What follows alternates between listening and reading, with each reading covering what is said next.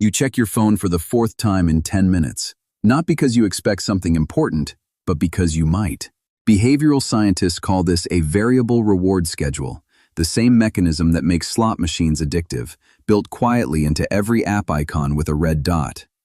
A casino doesn't pay out every pull, and neither does your phone. That's precisely why both keep you pulling. An app that sometimes shows something exciting and sometimes nothing isn't inconsistent by accident. It's calibrated for maximum unpredictability. A notification badge that appears before you've even opened the app isn't information, it's bait. A feed that occasionally delivers something genuinely delightful amid mostly forgettable content isn't random luck, it's engineered scarcity. This works because unpredictable rewards trigger more dopamine anticipation than reliable ones ever could. This sounds like simply checking for updates, something everyone does, but real communication doesn't require you to gamble for it 40 times a day. Notice how often you check with no real reason beyond the possibility. A phone that rewards you unpredictably was never informing you, it was training you. You meant to check one notification, and 40 minutes later you're still scrolling, with no clear memory of a single decision to stay. User experience researchers call this a dark pattern. Interface design deliberately built to override a person's intention rather than serve it. An app whose close button is small and gray while the keep watching button glows bright isn't neutral design, it's a nudge disguised as a choice. A feed with no natural stopping point, no page number, no end in sight, isn't an oversight, it's a deliberate removal of the cues that would normally tell you to stop. A logout process buried 3 menus deep while sign-in takes 1 tap isn't an accident, it's asymmetric by design. This works because friction is cheap to add where a company wants you to stop, and expensive to add where they want you to stay. This sounds like just good design, the kind every app strives for. But real good design serves your goals, not just the app's engagement metrics. Notice which actions are made effortless and which ones are made to feel like work. An app designed to be hard to leave was never built for your convenience.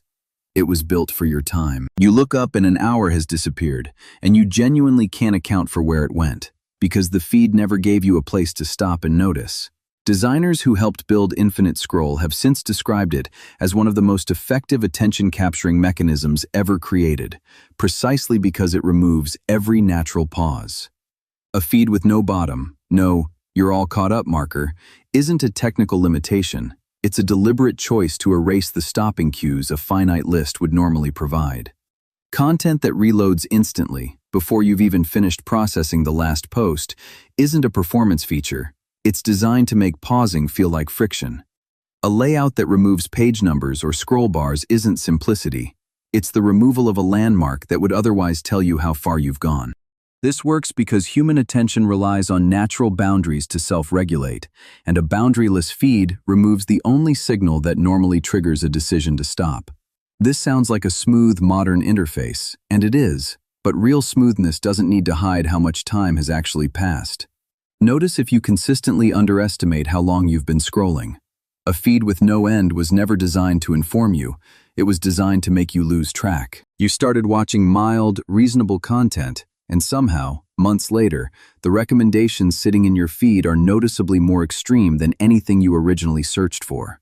Researchers studying recommendation systems have documented this pattern repeatedly, where engagement-optimized algorithms gradually escalate content intensity because extremity reliably holds attention longer than moderation does. A platform that recommends slightly more intense versions of what you already watched isn't personalizing your interests. It's testing how far your attention can be stretched. A feed that never suggests a counterpoint or a calmer alternative isn't neutral curation. It's optimizing purely for continued watching. Content creators who get rewarded with more reach the more extreme their claims become aren't succeeding by coincidence. They're being selected for by the same system that promotes their videos.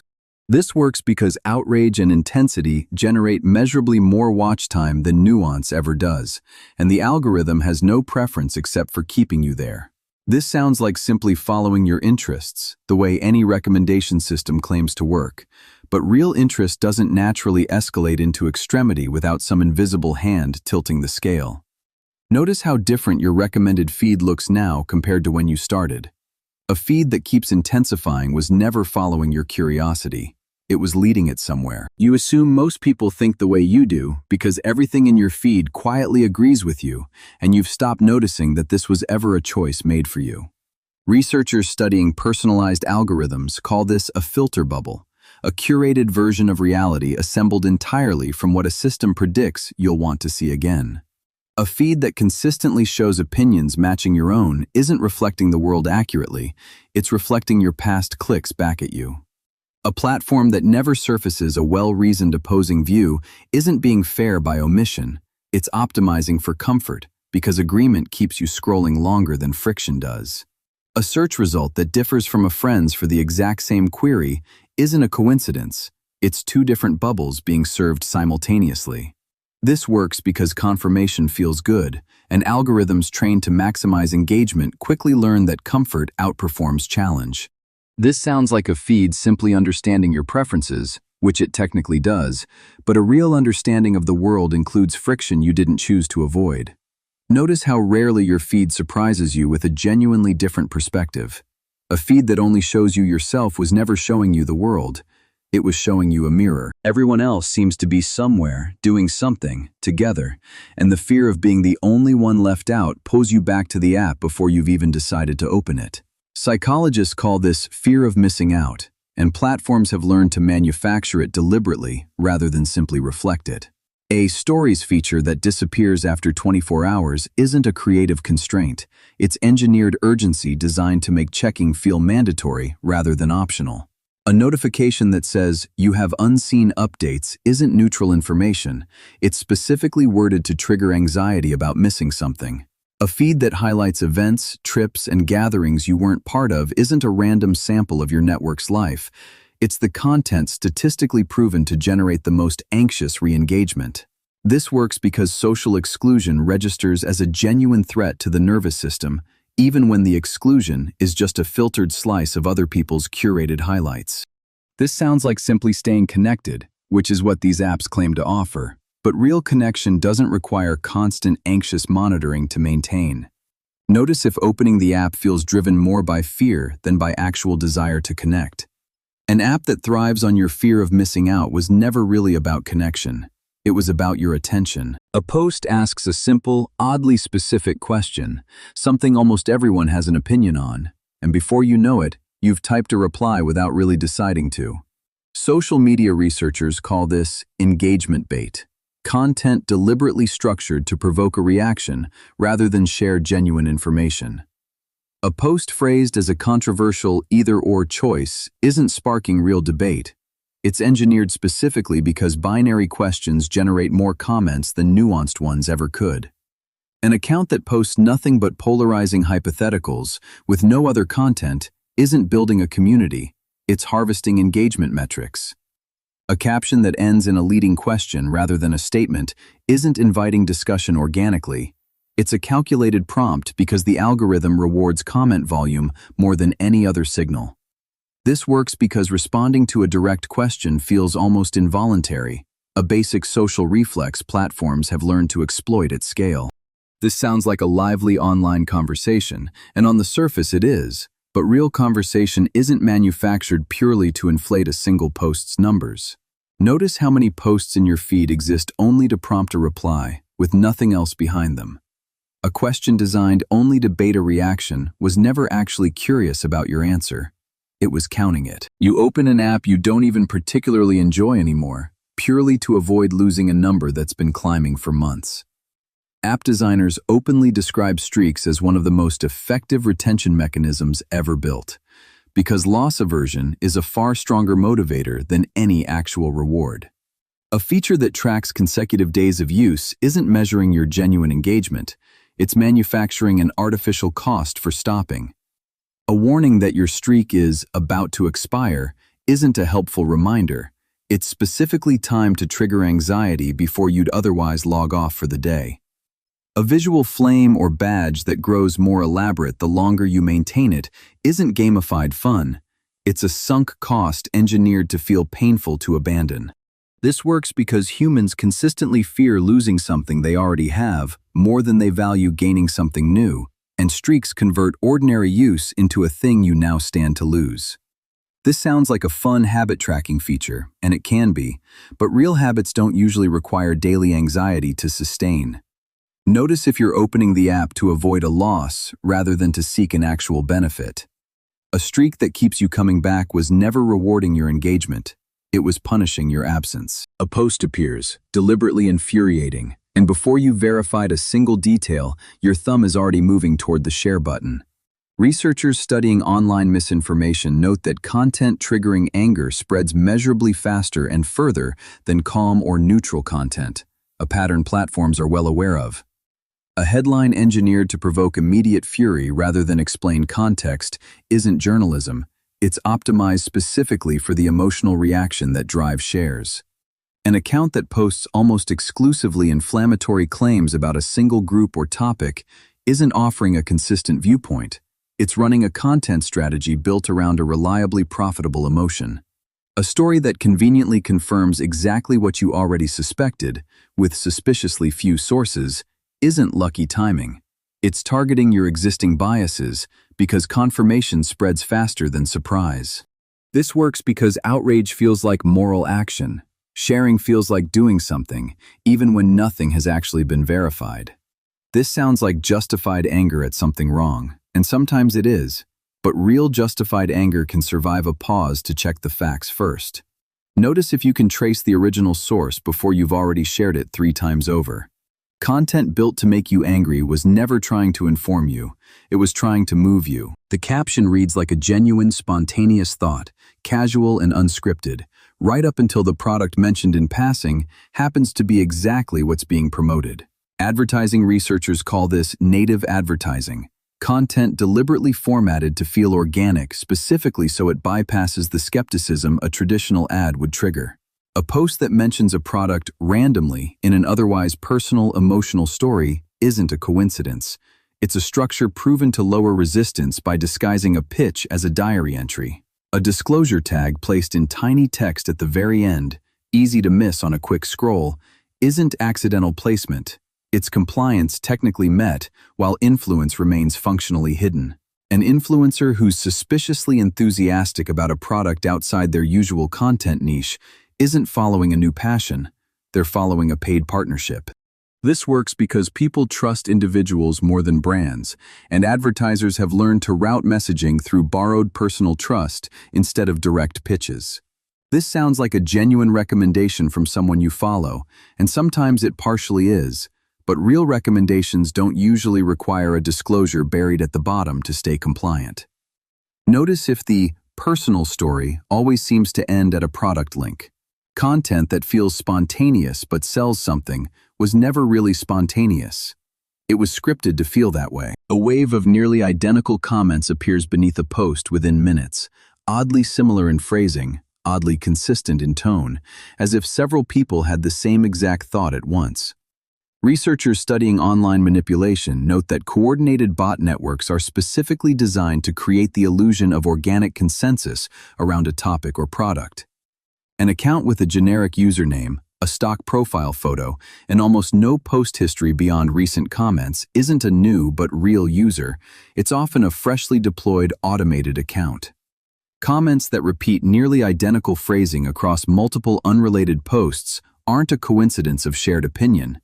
They're a script being run at scale across accounts. A sudden spike in engagement on an otherwise unremarkable post isn't organic virality, it's frequently an artificially inflated signal meant to trigger the algorithm's own promotion. This works because humans instinctively treat apparent consensus as evidence of truth. A biased bot networks exploit deliberately and efficiently.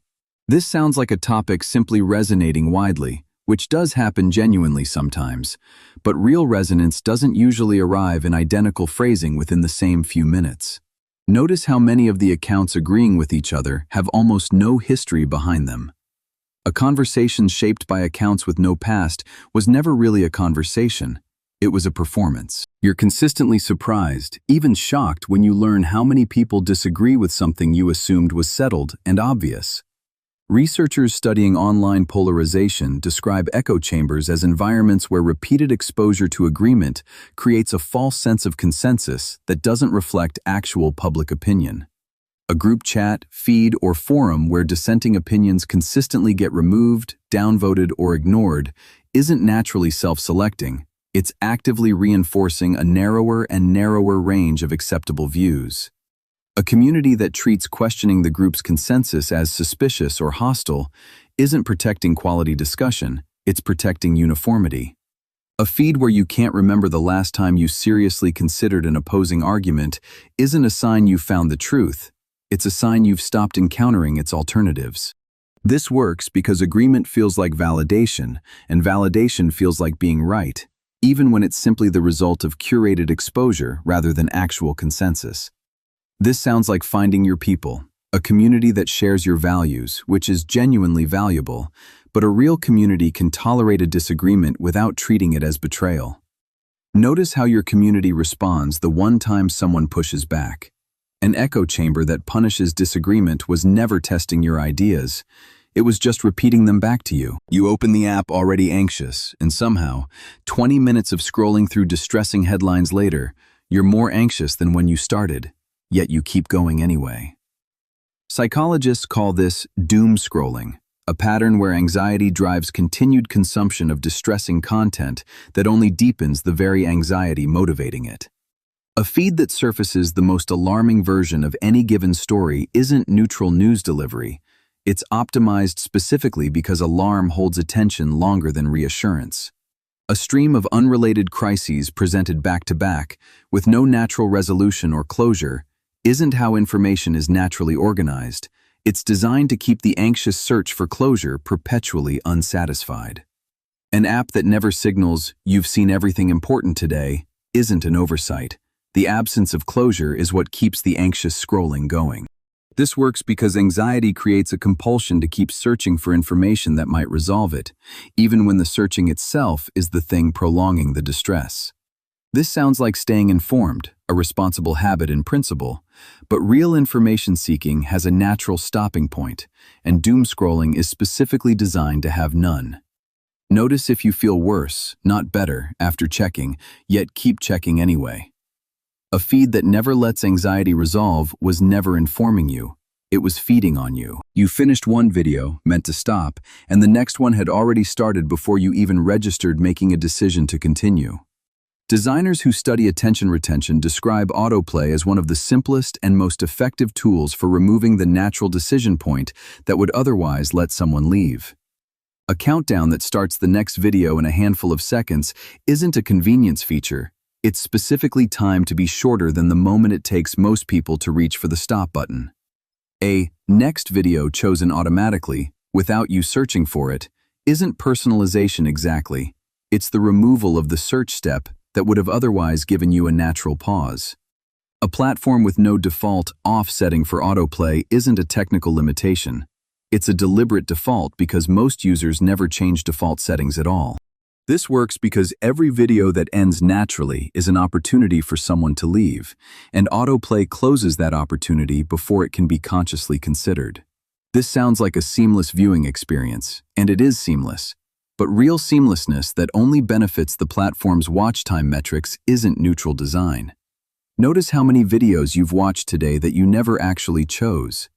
A platform that plays the next video before you decide was never asking your permission. It was assuming it. An account has hundreds of thousands of followers, but its posts barely get a handful of likes. A mismatch that somehow never registers until you actually look for it. Researchers studying online fraud describe this gap as one of the clearest signals of purchased or bot-generated followings, since real audiences engage at rates the numbers alone can't fake. An account whose follower count grew in sudden, unnatural spikes rather than gradual, steady growth isn't organic popularity, it's often the result of a bulk follower purchase. Comment sections filled with generic, vague praise, phrases that could apply to literally any post, aren't genuine engagement, they're frequently purchased alongside the follower count itself. A large following with almost no follower overlap with real, verifiable accounts in the same niche isn't a coincidence, it's a sign the audience itself may not be real. This works because a large follower count functions as instant credibility, a shortcut most people don't pause to verify before extending trust. This sounds like simply a popular account, which some genuinely are, but real popularity usually leaves a visible trail of actual engagement to match it. Notice the ratio between the follower count and the actual specific engagement underneath each post. A following that doesn't engage was never really following. It was purchased to look like it. You scroll past someone else's vacation, someone else's body, someone else's relationship, and somehow feel worse about your own ordinary Tuesday than you did 5 minutes earlier. Psychologists studying social comparison note that people consistently compare themselves to curated highlights rather than to anyone's actual, unfiltered daily life.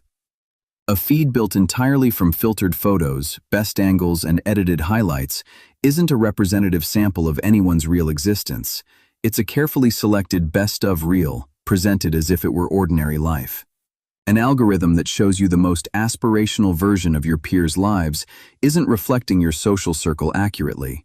It's selecting for the content proven to generate the most comparison-driven engagement.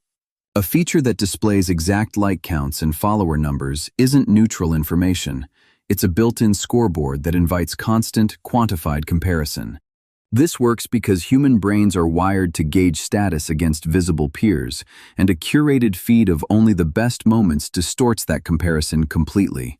This sounds like simply keeping up with friends, an ordinary use of social media, but real friendship doesn't usually involve a constant, quantified measuring stick.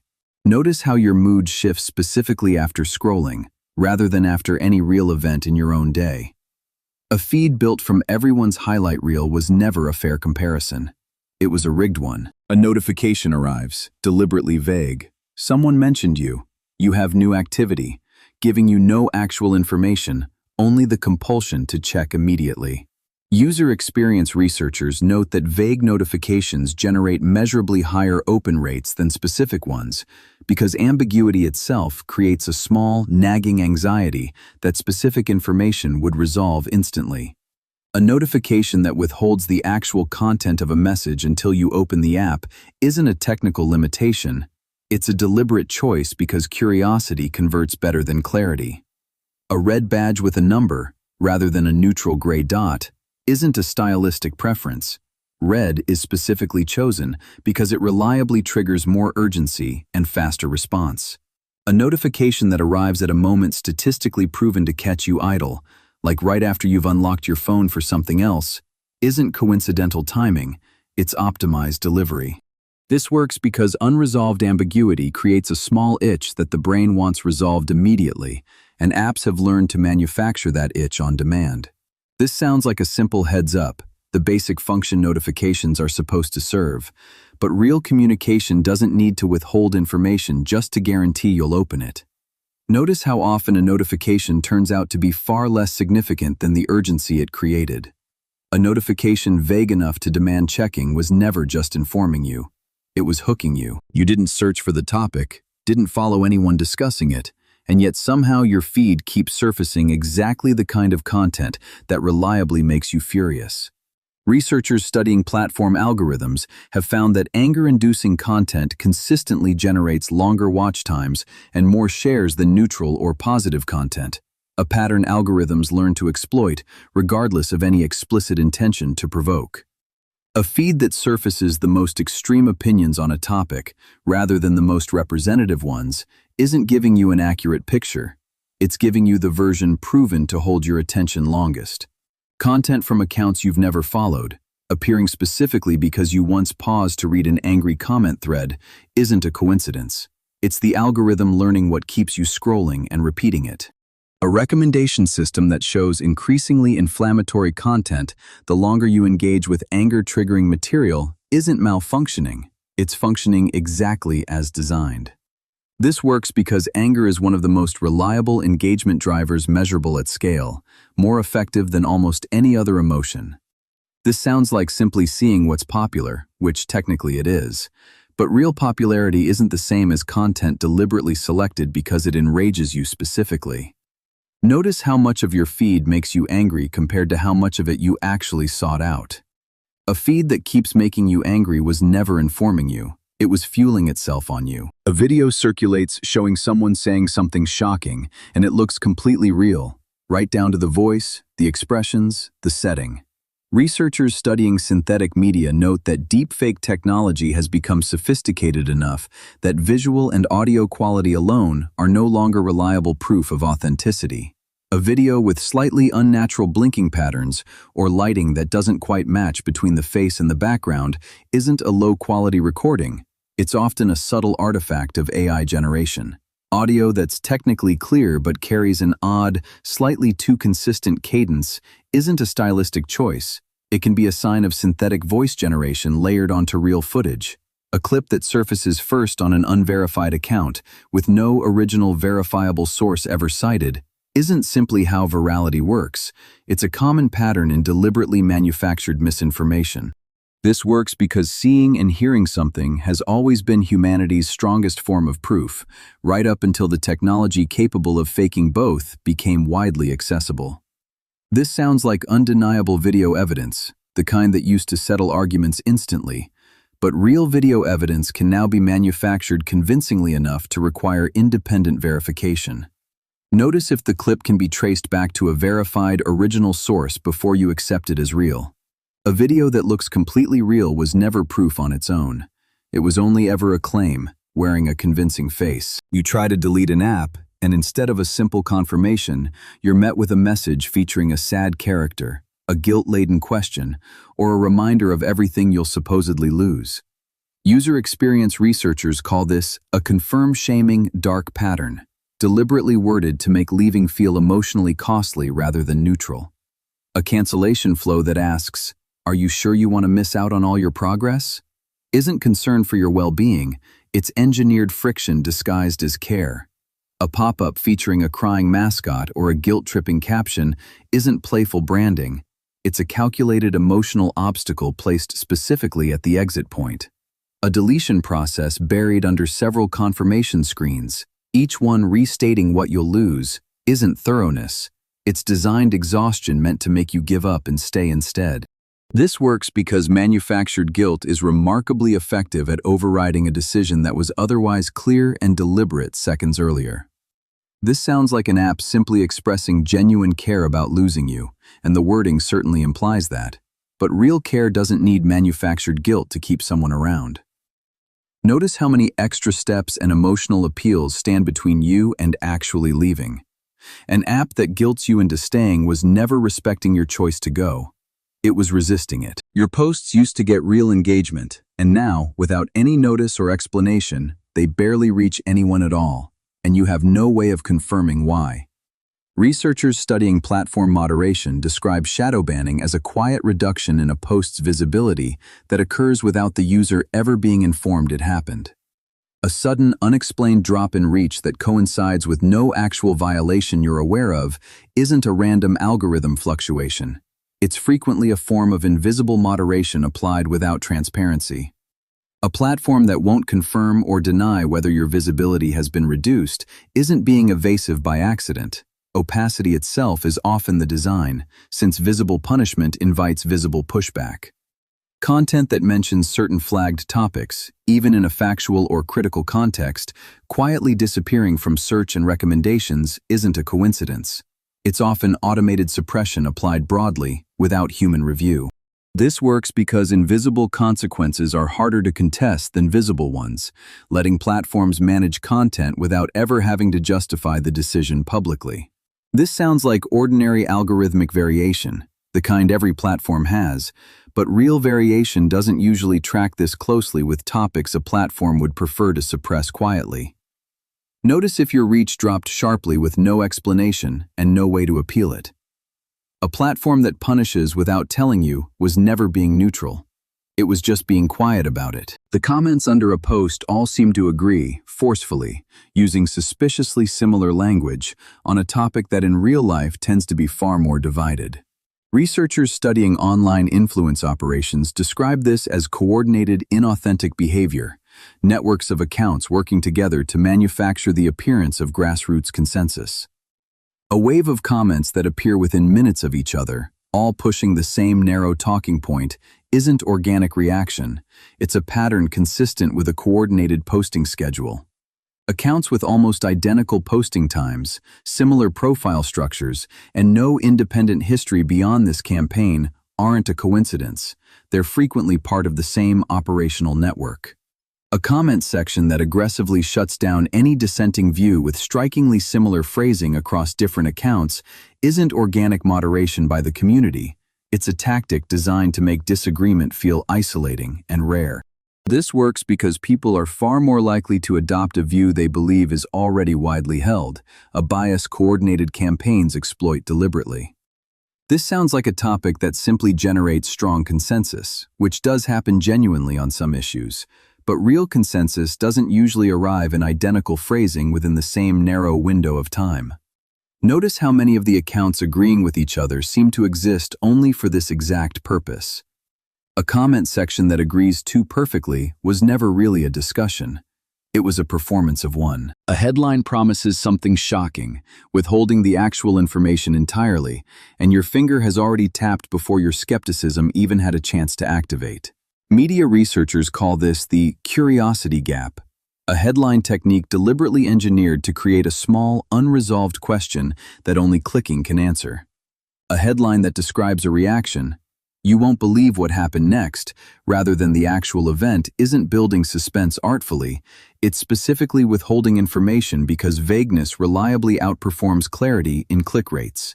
A headline built around a pronoun with no clear antecedent, "This simple trick," "This one mistake," isn't concise writing. It's deliberately incomplete to force a click for basic context. An article whose actual content barely matches the drama promised in its headline isn't a writing mismatch. It's the entire business model, since the click has already been captured regardless of what follows. This works because unresolved curiosity creates a genuine, if minor, discomfort that clicking promises to relieve almost instantly. This sounds like simply an attention-grabbing title, a normal part of media, but real information doesn't usually need to withhold its own subject just to get you to look at it. Notice how often the article underneath fails to justify the urgency of its own headline. A headline that hides its own point was never trying to inform you quickly. It was trying to get you to click first. The app doesn't just show you distressing content, it structures the entire experience so that stopping feels harder than continuing, even when continuing makes you feel worse. Behavioral designers studying persuasive technology describe this as choice architecture, the deliberate structuring of an interface so the easiest path is also the most profitable one for the platform. A feed with no visible progress marker, no sense of "you've reached the end," isn't a missing feature. It's a structural choice that removes the natural cue that would otherwise prompt you to stop. Distressing content interspersed with mundane posts, rather than grouped and clearly labeled, isn't organic mixing. It's designed so a single alarming headline can appear at any unpredictable moment, keeping vigilance perpetually engaged. A refresh gesture that mimics a slot machine pull, complete with a small pause before new content loads, isn't a stylistic flourish. It directly borrows a mechanic proven to increase compulsive checking. This works because a platform's business model rewards time spent, and the emotional cost of that time to you isn't a variable the design has any incentive to optimize for. This sounds like simply how modern apps are built, and structurally, it is. But real neutral design wouldn't specifically favor the path that keeps you distressed and scrolling. Notice how difficult the app makes it to find a natural stopping point. A feed engineered without an end was never built to inform you. It was built to keep you. A product, a person, an opinion appears in your feed repeatedly, and somewhere around the fifth or sixth exposure, it starts to feel oddly familiar, even trustworthy, despite nothing about it actually changing. Psychologists call this the mere exposure effect, the well-documented tendency for repeated exposure alone to increase liking, independent of any actual merit. An ad that appears across 5 different platforms within the same week isn't simply thorough marketing, it's specifically exploiting the fact that familiarity alone builds trust, regardless of the product's actual quality. A political message repeated in slightly different formats across your feed isn't organic grassroots interest. It's frequently a deliberate multiplication strategy designed to create a false sense of widespread, independent consensus. A creator who posts the same core opinion in dozens of slightly reworded videos isn't simply prolific. They're using repetition itself as the primary persuasive tool, rather than any new argument. This works because the brain uses familiarity as a rough, efficient shortcut for trustworthiness, a shortcut that repetition alone can exploit without any actual evidence behind it. This sounds like simply popular, well-distributed content, and technically it is, but real popularity built on repeated exposure doesn't necessarily reflect the quality of the thing being repeated. Notice if your growing comfort with something tracks with how often you've seen it, rather than any argument you've actually evaluated. Familiarity that feels like trust was never actually evidence. It was just repetition, wearing evidence's clothes. A trend appears everywhere at once, urgent, time-sensitive, and not participating starts to feel like falling behind in a way that seems to matter more than it probably does. Researchers studying viral content design note that manufactured urgency around trends is often deliberately amplified by platforms because trend participation reliably drives content creation and engagement simultaneously. A trend that surges in visibility within hours, then vanishes from relevance almost as fast, isn't organic cultural momentum. It's frequently boosted deliberately because short bursts of participation generate maximum content volume in minimal time. A feature that labels certain content trending now isn't neutral information. It's a manufactured signal specifically designed to trigger participation anxiety in anyone who hasn't joined yet. A challenge or format that spreads primarily because the platform actively recommends it to non-participants isn't spontaneous culture, it's algorithmically seeded virality dressed up as organic momentum.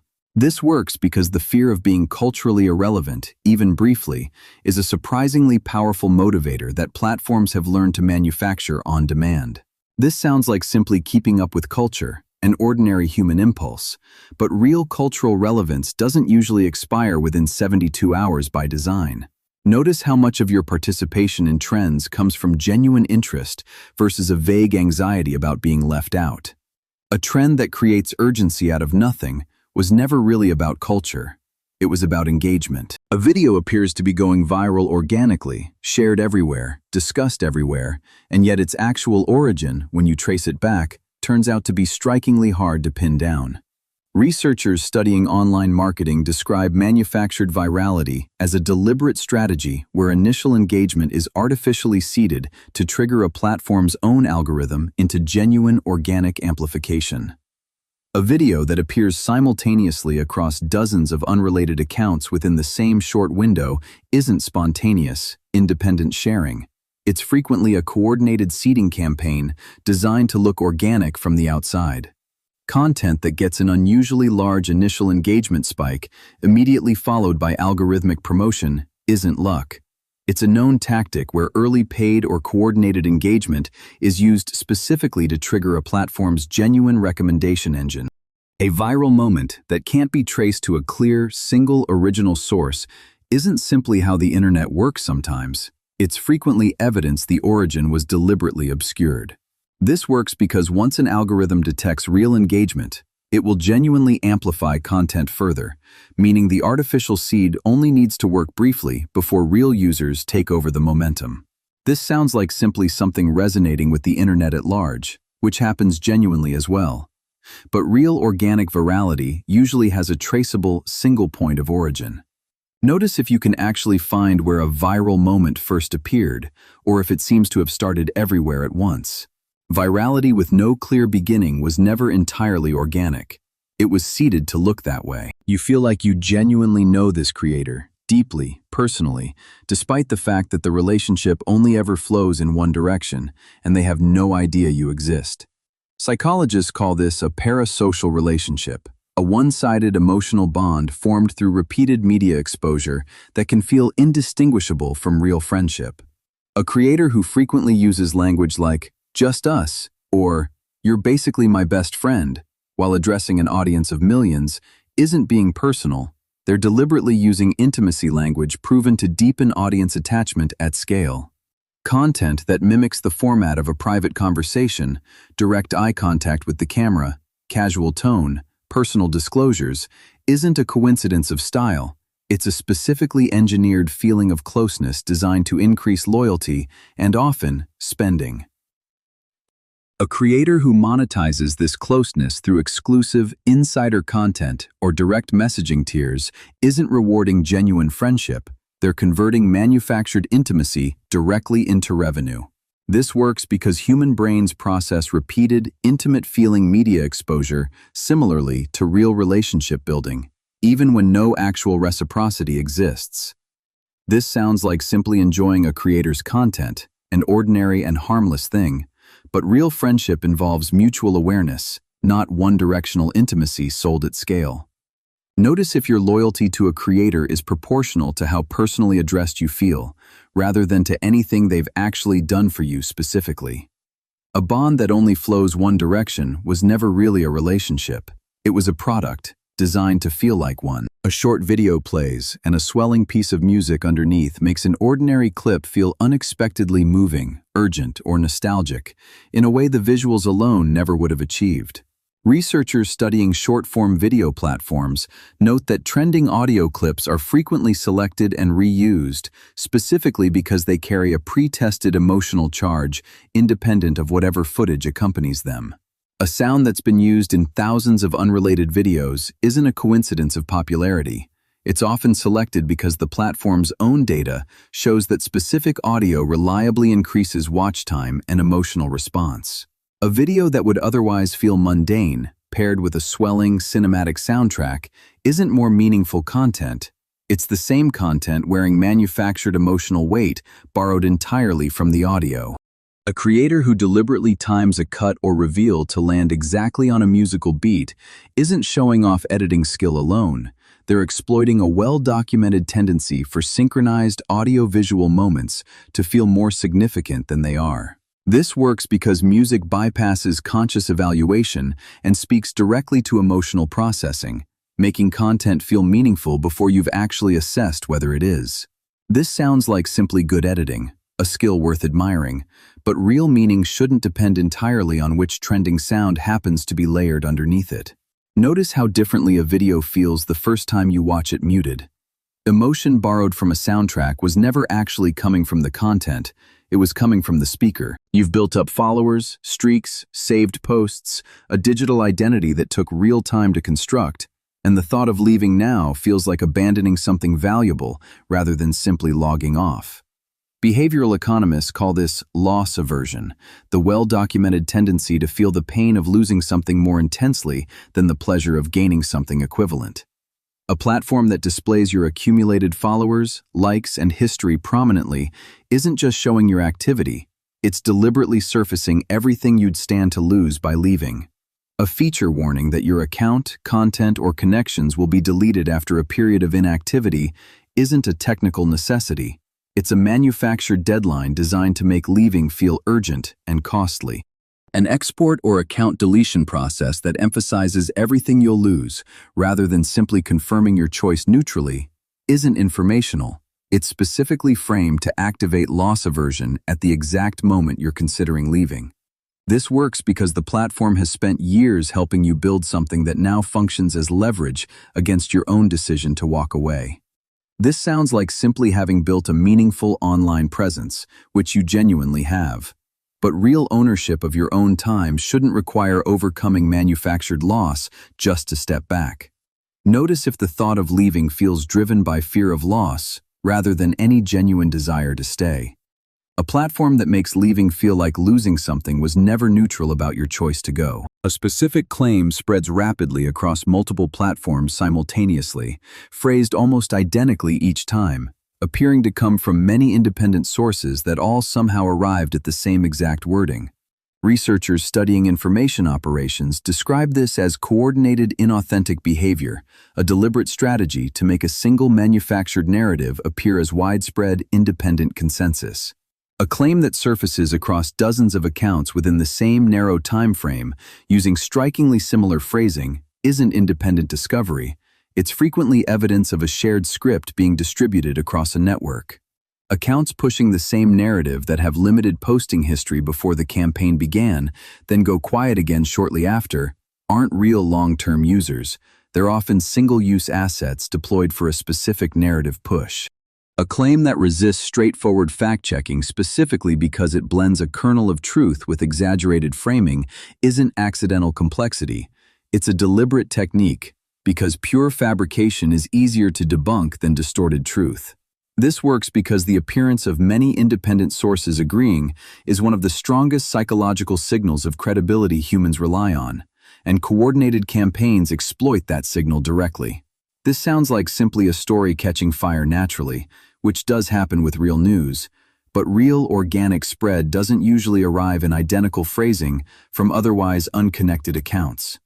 Notice if you can trace the claim back to genuinely independent, verifiable, original sources. A narrative that appears everywhere at once, phrased identically, was never really independent. It was engineered to look that way. An ad asks for something you only discussed out loud, never searched, never typed, and the eerie precision makes the persuasion feel almost inevitable before you've consciously evaluated the product at all. Researchers studying digital advertising note that hyper-targeted ads work less through supernatural surveillance and more through the sheer volume of behavioral data collected across seemingly unrelated apps and platforms. An ad that appears suspiciously soon after a private conversation isn't necessarily proof of being listened to. It's often the result of extensive location, search, and app usage data cross-referenced well enough to predict the same interest independently. A product that shows up repeatedly, tailored specifically to a vulnerability you've expressed online, insecurity, loneliness, financial stress, isn't a coincidence. It's precision targeting built specifically around exploiting that particular emotional state.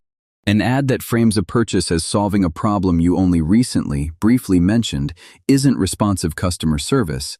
It's a system specifically designed to intercept a need before you've had time to evaluate it calmly.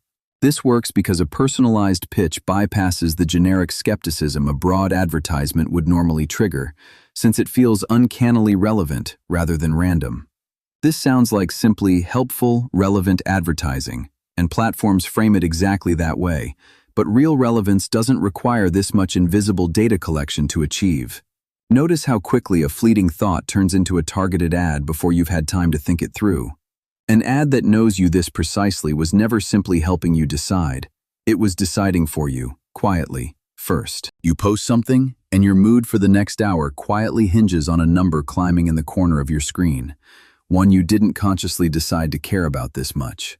Psychologists studying social media use describe this as a validation loop, where external metrics become tightly, sometimes involuntarily, linked to a person's sense of self-worth. A platform that displays exact like and comment counts prominently isn't neutral information. It's a built-in feedback mechanism specifically designed to make posting feel incomplete without external confirmation. A delay before likes appear, or a feature that shows "seen by" without a response, isn't a technical quirk. It's a deliberately engineered gap that increases anxious checking during the wait. A notification the moment someone likes your post, arriving instantly, isn't simply timely delivery. It's a precisely calibrated reward specifically timed to reinforce the exact behavior of posting and checking again. This works because external validation activates the same reward pathways as other reinforcing behaviors, and platforms have learned to tune that reward with remarkable precision. This sounds like simply enjoying positive feedback, a normal human pleasure, but real self-worth shouldn't fluctuate this sharply based on a number engineered specifically to be checked repeatedly. Notice how much your mood shifts based on a metric you didn't choose to prioritize before the app existed. A mood tied to a number was never really about the post. It was about the loop built around it. Points, levels, badges, progress bars. An app turns ordinary usage into something that feels like a game you're winning. And somewhere in that framing, the fact that you're also generating valuable data quietly disappears from view. Designers who study persuasive technology describe gamification as a deliberate strategy that reframes data-generating behavior as playful achievement, making the underlying business model far less visible. A progress bar that's never quite full, always one small action away from completion, isn't neutral design. It's a well-documented technique exploiting the human urge to finish what's been started. A badge or achievement unlocked for consistent daily use isn't simply encouragement, It's a reward structure specifically built to normalize a usage pattern that benefits the platform's engagement metrics far more than it benefits you. A level system that gates features behind continued use isn't pacing content thoughtfully. It's manufacturing extended engagement dressed up as a reward system. This works because game mechanics reliably trigger genuine enjoyment and a sense of accomplishment, emotions strong enough to obscure the underlying transaction taking place. This sounds like a fun, motivating feature, and it genuinely can feel that way. But real motivation shouldn't require quite this much engineered structure to keep you generating data. Notice how much of your app usage is driven by chasing a badge rather than any actual need you're meeting.